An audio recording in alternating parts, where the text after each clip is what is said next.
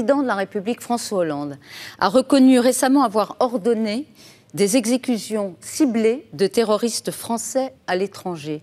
Au nom de la raison d'État, prendriez-vous la même décision? On vous pose la question à tous. D'abord, Sylvia Pinel. Au nom de la raison d'État, c'est une responsabilité extrêmement grave, mais il n'appartient pas aux candidats à cette élection de commenter ce type d'informations. Manuel Valls. Nous sommes en guerre.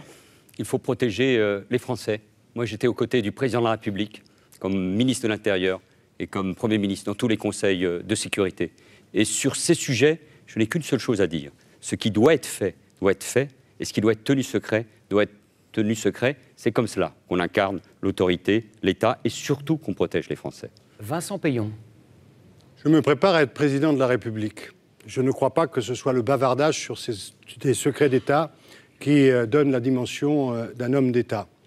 Il y a peut-être parfois des responsabilités à prendre pour protéger ceux que l'on aime, et lorsqu'on a pris la responsabilité d'une nation, il faut prendre ses responsabilités dans des contextes particuliers. Mais je crois en faire étalage, c'est à la fois indécence. En faire un sujet journalistique, ça ne vaut pas mieux. Et vous évoquez bien sûr le fait que François Hollande, dans le livre de La veille et l'homme, en a parlé lui-même. Benoît Hamon.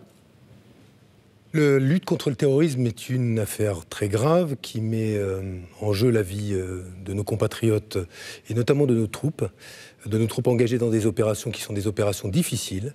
Et il me semble que dans ce domaine-là, la sobriété doit être de mise, la sobriété dans le commentaire sur ce qui est fait et dans la nécessité de tout mettre en œuvre pour protéger nos concitoyens.